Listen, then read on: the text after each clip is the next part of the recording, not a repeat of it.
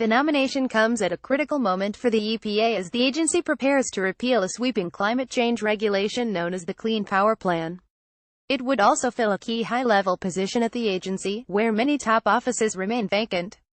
If confirmed by the Senate, Mr. Wheeler would become the most powerful person at the agency behind its administrator, Scott Pruitt. Why is the EPA attempting to reverse the Clean Power Plan? No reason. Much of the plan was yet to be implemented, but simple market forces have been pushing change forward more quickly than the regulations would demand. Wind electricity generating capacity at the end of 2016 was 82 gigawatts GW. EIA expects wind capacity additions in the forecast to bring total wind capacity to 88 gigawatts by the end of 2017 and to 96 gigawatts by the end of 2018. Over that same period of just 2 years, solar generation is expected to increase by 50%. Total utility-scale solar electricity generating capacity at the end of 2016 was 22 gigawatts. EIA expects solar capacity additions in the forecast will bring total utility-scale solar capacity to 29 gigawatts by the end of 2017 and to 33 gigawatts by the end of 2018. Over that same period, additional coal plants are expected to be idled because of subsidies, because of restrictions, no. Because wind and solar are now simply cheaper. Except, coal power is now expected to reverse a long slide and tick up by 1% in 2017 and another in 2018.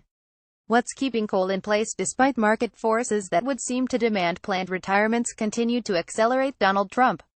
Over at the Department of Energy, Rick Perry is taking steps to make sure that coal companies get a lifeline in terms of both funds and regulations that increase the requirements for reliable energy sources.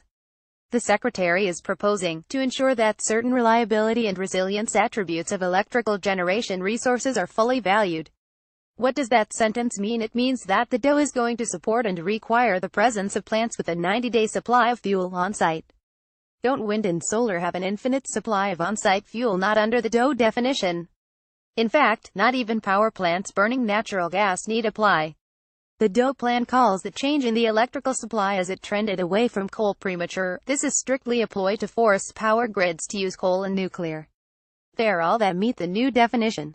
In fact, some of the language in the regulation would require power grids to depend more heavily on coal and nuclear, and require power plants to keep more coal on hand to guard against supply disruptions. The result of this would be that energy providers are forced to keep 40-year-old coal plants operating, even if they want to close them. And those plants are forced to buy more coal, even if they don't want it. There's no market for coal, so Trump is doing his best to create one.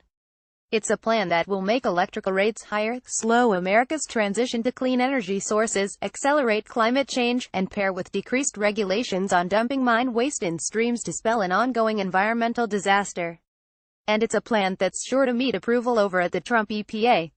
In Andrew Wheeler, the president has tapped yet another fossil fuel industry lobbyist to help in the capture of the Environmental Protection Agency for big polluters, Senator Sheldon Whitehouse said. He shouldn't be allowed anywhere near the office to which he's been nominated, but here we are.